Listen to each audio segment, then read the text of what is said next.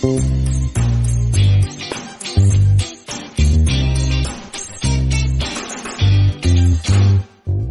are US tax dollars being spent on Israel? Another strike on that terror. Through a lot of military funding. Since Israel's creation in 1948, the United States has provided $236 billion in aid and missile defense funding. Human rights groups say the Israeli army has been using US-made military equipment to attack Gaza. In May 2021, Israeli air raids killed 200 people in Gaza during the first week of violence. Dozens were children. It's why people are increasingly asking, why does the US continue to be complicit in Israel's violation of human rights? Occupation no more! Each year, the US gives Israel $3.8 billion in military aid. That's $38 billion total, signed in a 10-year agreement between Israel and the US. To put this military assistance in perspective, annually, it's $1 billion more aid than the US spent in the fight against the climate crisis. When you do the numbers, it means the average individual US taxpayer gives $26 in military assistance to Israel each year. It's the cost of paying 47,000 elementary school teachers in the US. This hefty US military assistance ensures Israel's military is one of the most technologically sophisticated in the world. You're looking at the most advanced fighter jet ever made. Israel used US grants to purchase the lion's share of its F-35 Joint Strike Fighters. And this is Iron Dome, Israel's missile defense system. Israeli officials say around 90% of Hamas rockets were intercepted by Iron Dome during a week of fighting in mid-May 2021. Between 2011 and 2020, the US invested $1.6 billion into Iron Dome batteries, interceptors, co-production costs, and general maintenance. On top of the military funds the US already provides, in May 2021, the Biden administration approved an additional $735 million weapons sale to Israel. This came as Israeli attacks on Gaza intensified. Because, my friends, day after day, year after year, decade after decade, non-violent Palestinian activists struggle against the daily violence and harassment of occupation. Violence and harassment subsidized, by the way, with billions of US taxpayer dollars. US military assistance to Israel also includes joint military exercises, research, and weapons development. Now, Israel ranks as one of the top arms exporters in the world. The state has exported missile defense systems, drones, and cybersecurity products to countries including India, Brazil, the US, and Russia.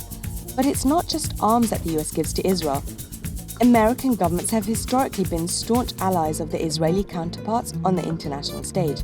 This includes blocking resolutions that challenge Israel's violations, like building illegal settlements, and blocking attempts to hold Israel accountable for war crimes in Gaza. There has not been a significant overreaction. In the span of 1 week, Washington vetoed UN Security Council calls for an immediate ceasefire between Israel and Hamas. Not once, not twice, but 3 times. President Biden only added to calls for a ceasefire after 8 days of violence. In fact, the US opposes the International Criminal Court's investigation into alleged war crimes in the occupied territories. Now, US interests in the Middle East might be waning, but Israel's security is still a cornerstone of US foreign policy. Here's what US Secretary of State Antony Blinken had to say. As we've said before, Israel has the right to defend itself. There is no equivalence between a terrorist group indiscriminately firing rockets at civilians and a country defending its people from those attacks. Publicly, the US focused on civilian deaths from Hamas rockets. There's no mention of Palestinians killed in Gaza or occupation. This is part of a bigger problem. For decades, the US has said it supports a peace process, but it's continued to block any efforts to stop Israel's systematic violations of international law.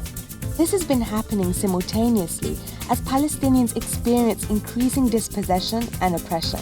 This is why Palestinians don't see the US as an honest broker in the conflict. In an effort to pressure Israel to follow international law, Palestinians and their allies have been calling for the boycott, divestment, and sanctions of Israeli goods. But in the US, this form of resistance has been targeted. Many US states are using anti-boycott laws and executive orders to punish companies that refuse to do business with illegal Israeli settlements. Palestinians' rights to nonviolent resistance have been curtailed and even criminalized.